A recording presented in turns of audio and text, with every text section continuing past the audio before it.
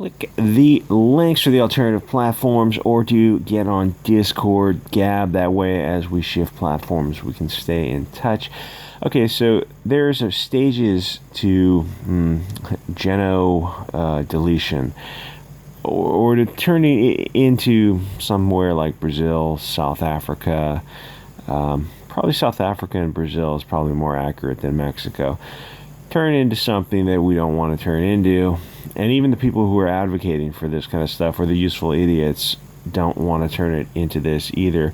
So when you see this kind of stuff, either you put a stop to it when you see it, or it continues by asking, well, where's the proof for any of this? You're making conclusions, but you're not showing your argument. Who wrote this chart? Who are the people behind it? Who are the fundraisers? Follow the money. And I mean, as you go to these mandatory diversity training things, like, people just go along to get along, but if you don't ask them some questions and say, none of this is proved, this is just someone's opinion, this is just anti-white, anti-Christian hatred, why would you support anti-whiteism? You got to keep asking these questions, and it's a level of comfort you can pick for yourself to say, like, where you are financially to ask these kind of questions. But if it's a position where, like, questions are encouraged from the audience, and you have to start asking these questions, like, who's funding this kind of stuff? Why would you support anti-white hatred? And it puts it out in the room. It starts shining a light on the elephant in the room of what this is. It encourages other people to also do the same. So when you see something like this, I mean, you can break this down. I can break this down without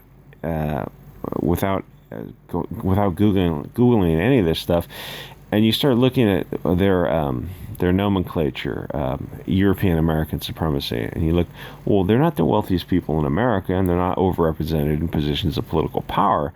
If you want to talk about back in the day representation, perhaps, but you're talking about right now, it's not European Americans. In positions of power and wealth, that's Chinese, Jewish, and Indian Americans are the wealthiest people. So would you like to address their supremacy? When we talk about political power, I can't say the name of the group that is overrepresented positions of Congress and the executive branch, and even judicial appointments. But I think you probably know who they are.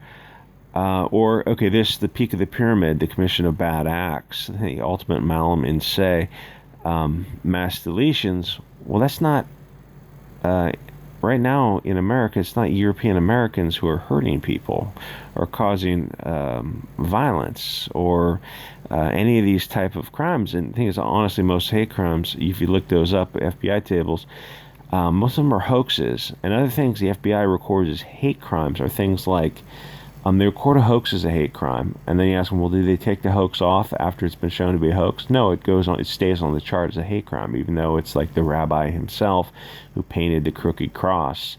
Or Emory University, there's a black guy, ex-employee, who painted crooked crosses and N-words, and the media calls that a hoax, but it's not a hoax, and the FBI doesn't just wash it away as a hoax. It actually happened. It's a hate crime. It goes down on the charts. That's what they're using to fill out their tables.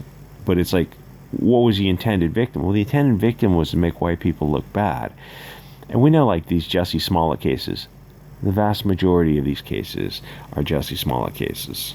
So the thing is, when they show you a pyramid like this, like, right off the bat, this is all nonsense, and you have to at least feel comfortable enough to say, hey, none of this stuff is proven, and you're not saying that European Americans are responsible for this, because they're not. By any metric, European Americans are not committing the most malum in se acts. That's a nice way to get around the algorithm. It just means evil in and of itself, compared to, like, malum prohibita, evil simply like parking in a, loading and unloading zone is not an evil in and of itself act.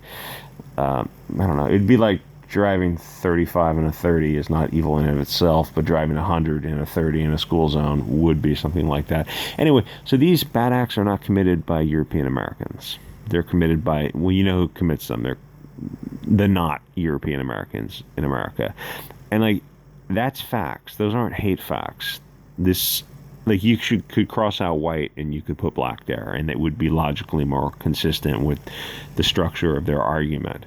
If you're talking about bad acts, you're talking about these neo-Germans and these Kathleen Kennedy clubs. Most malicious groups in America, and MS-13, Latin Kings, Crips, Bloods, whatever groups, well, those aren't European groups. Those are Latino African groups. Like, it doesn't take a genius to point this out and go, you're conflating the N-word and a burning piece of wood and a flag, or a group that calls themselves the Neo-Germans, or a group that calls themselves the Kathleen Kennedy Club. Those aren't acts. Those are ideology or beliefs. We don't punish the state of mind. The mens rea, we punish the act, the actus reus in America. You're talking about thought crime. And here's the thing: calls for violence, imminent calls for violence, those are constitutionally restrictions on free speech. You don't have total free speech in America. Yes, calls for violence. Those are terrorist words. They're called nowadays. They're called something else before. But yeah, those are restrictions on free speech. If you tell someone you're going to cause them imminent harm, yes, that is actionable speech. So these people, they go, well, who created this chart? Oh, that's not important. It's not important. It's not. Who paid for the chart? Was it Soros, the Rothschilds, Schwab? You're conflating state of mind with acts. He goes, most violent crime in America is not committed by the people of the light. We need to address that and talk about who's actually committing the violence in America. It's not European people. You know that. This chart doesn't make any sense whatsoever. Conflating a harmless flag or a stick or an N-word. The N-word didn't hurt anybody. The commission of violence hurts somebody. And you're saying that that's a call for violence? That's a nonsense. These words you're saying don't lead to the conclusion that you're trying to lead them to. All these other things are... okay, so all these... I mean, none of these things are European Americans' fault. So you're talking about cities... Or let me put it this way. None of the things that other people do are your fault. You're not responsible for the acts of other people. And you have to keep raising your hand and pointing this out to people. Again, a lot of this stuff is like most of the stuff you should be throwing out, right? Like fearing POCs. Well, wouldn't it also be fair to say that POCs fear the people of the light? And the thing is, you're free to fear whoever you wish. Again, this is a thought crime. Hiring discrimination, that's probably a federal crime, title, United States Code, whatever. Stop and frisk is a violation, I guess, the Fourth Amendment and possibly the Fifth Amendment because of due process, unreasonable search and seizure with, without due process. So that's at like the state level. You're not responsible for that. Again, like all these things you're probably looking at like Democratic cities and blue states. It's like you got to take that up with your politicians. The average teacher who's sitting here listening to this lecture in these at this diversity training is not responsible for any of this. In fact, oftentimes they're victims of it. The most hatred in America right now is against European people. We need to address that. And here's the thing: you can use any words you want, and you can redefine things any way you wish. You can be, you might be a European person, but you're also marginalized and oppressed person of color, if that makes sense. Because person of color doesn't mean ethnicity; it means marginalized, oppressed, disenfranchised. And there's nobody more marginalized, and oppressed, and disenfranchised in America right now than the European people. And if they say that doesn't make sense, that's not what the word means. Because that's what it means to me. That's what it means to us. If they can change definitions of words, you can too. I didn't like prepare for this video. I'm just looking at this with no preparation. I'm going through this off the cuff. This is nonsense stuff. Again, state of mind things before conflated with the act itself. None of this makes sense. Like literally, you should take the word white away and put in black, Indian, Chinese, Jewish, and it would make more sense. None of this makes sense. You're blaming someone you're presenting these conclusions, but you're not showing any support for these conclusions. You can turn it around and say, okay, tone policing. You can say that the POCs, the other POCs, because we're all POCs, are doing it to you also. And the thing is, you're not responsible for any of this stuff any more than the person who's leading the lecture is responsible. Like, this just isn't your bag. It doesn't apply to you. The thing is, this is like, yes, you can push back against this, and the other side of me is saying accelerate it, accelerate it, accelerate it. If you're a European American, you better find your in-group preference and team up with other European Americans, because they are teamed up against you, and that's one thing that most get in focus. If I remember to click the link, so you can Google this. It's Washington High School privilege pie. If you search that, it'll pop up. Other groups have in-group preference, and you normie, your Euro Americans seem to not have in-group preference, and that's a okay. When you teach someone how to fight, not wrestling, but like striking sports, you teach someone a self-defense class or how to kickbox.